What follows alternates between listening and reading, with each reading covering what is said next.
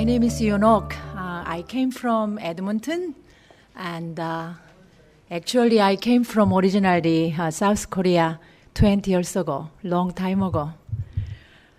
I am very thankful and blessed to be invited to share the most important theology of justice and liberation for me as a mother and the immigrant and one of the ethnic minority and as a diaconal minister in United Church of Canada. I pretend you are my church people. And then you need to be relaxed, and I want to be relaxed. And especially when you talk about justice, we need to be relaxed to listen. I was born and grew up in Korea, and where people have had many experiences of oppression and injustice, and therefore I know that justice and liberation means what that means. We have experienced it physically and mentally and spiritually right there, and we don't have to learn about that through the stories or text. We have experienced every single moment and day of our own life. It is similar to your experience, also my experience now in Canada, of Christmas. And everybody knows that. You don't have to tell what is Christmas about. Everybody knows that Christmas is what is coming, and we don't have to be told. We know what will happen at Christmas and after, before. When I was in my teen, I saw lots of injustice and oppression and poverty in my family farm village. During my university years in Hanshin, which is one of the theological seminary in Korea, PROK, Presbyterian Republic of Korea, the seminary that I graduated at Hanshin, I saw that dictatorship did to Korea for half century. And I was also involved in school union for the social justice and liberation movement.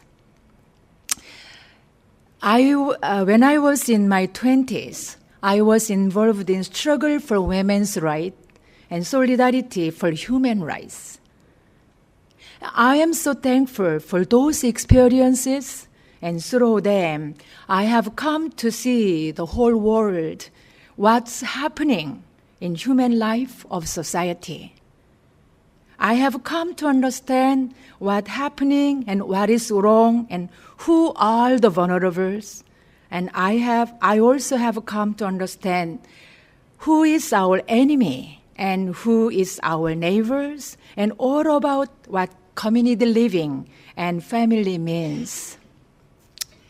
When I came to Canada, I felt so blessed and thankful that here in this nation, that I was able to meet the United Church of Canada people. They are lovely folks, that's my memory. And they welcomed me with open arms and smiles. And I became a student, especially CCS. Here, we call Center for Christian Studies.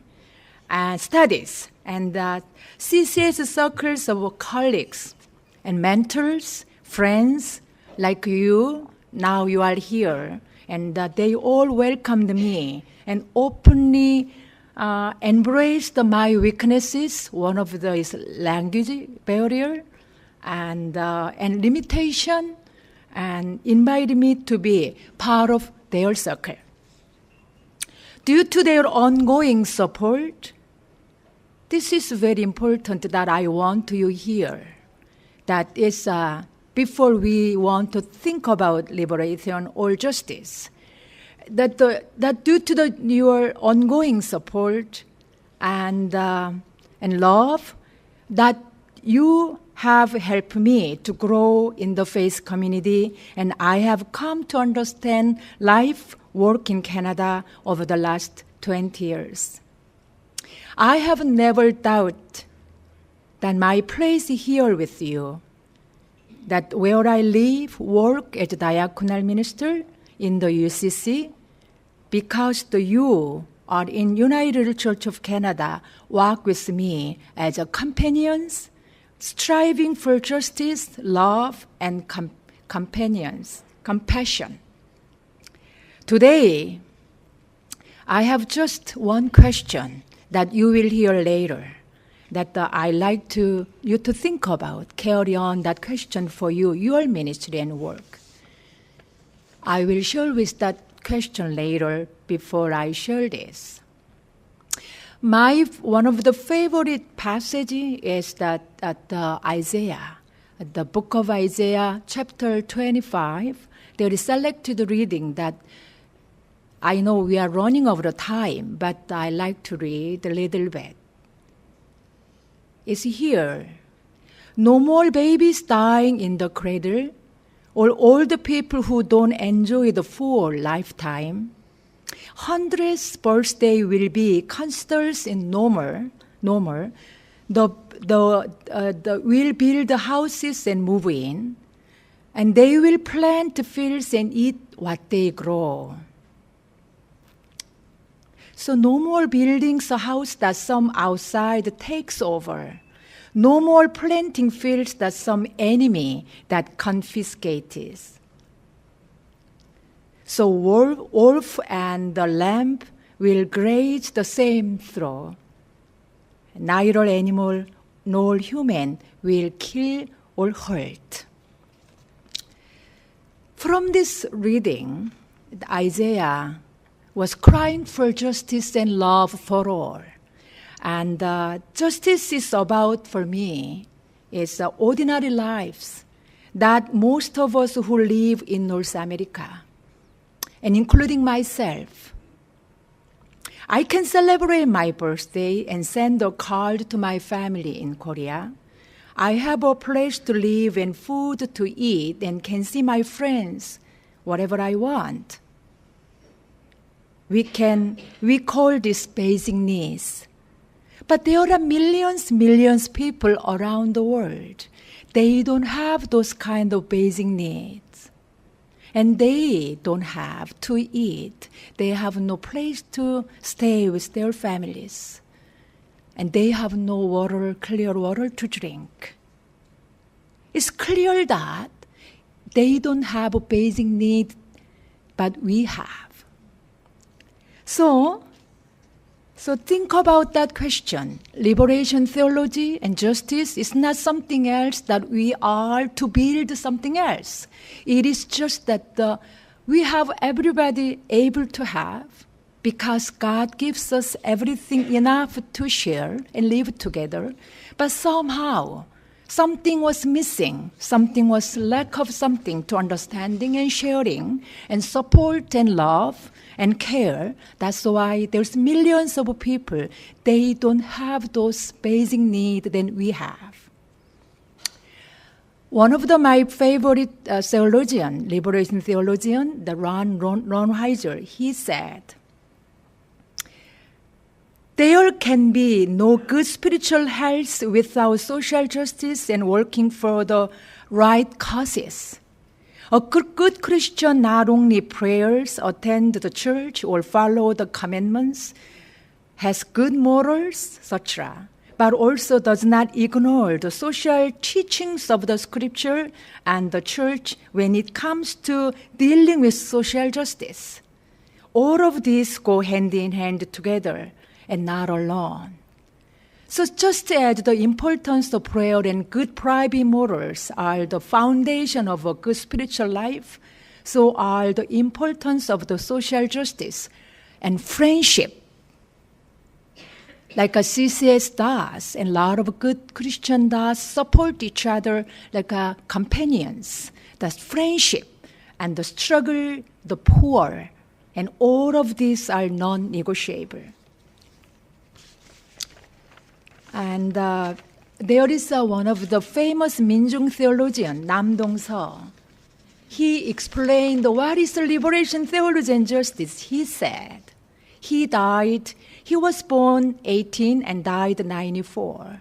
He had developed all Minjung theology, which is liberation from the liberation theology and feminist theology. And who said that? Who was a liberation theology? Said that resurrection means promise to the poor and oppressed who were killed, not who died by natural causes. That we all human beings in the church and society, we wonder where we go after die. But that is all our question forever, but nobody has answer for that.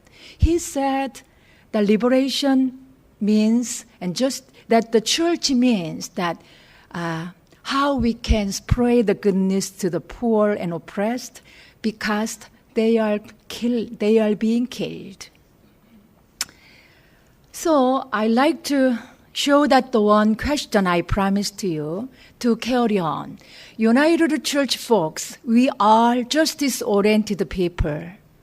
But my experience in 17 years in ministry in UCC, my experience in Korea as a social worker for helping battered women for 8 years, all the years I have come to understand that the one question for you and me carry on our lives for social justice for everybody, that I want to show this picture.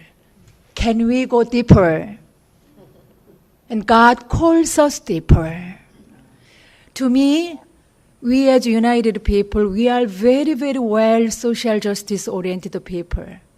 However, we need to have a joy and happiness during the justice work. Without joy, happiness, understanding God deeply enough, then we feel always be bitter of our heart. Because involved the social justice work can be ignored so easily. And then we feel very hard to convince other people to involve. And then we are very stressful that why they don't understand that. This is so easy to understand that. And then we feel very easily discouraged. We feel angry because it's justice work sometimes is persecuted our lives. And we are easily being ignored. So I like to encourage you and me. We keep walking this kind of great job for the God's word. And then you are not alone. I'm not alone. We are in one family that God calls us to go deeper. Once we are seeking for how God's love is deep, and like a Rocky Mountain where I come from, then we still have joy what we are doing, and then live in good place that God provides us to live. Thank you.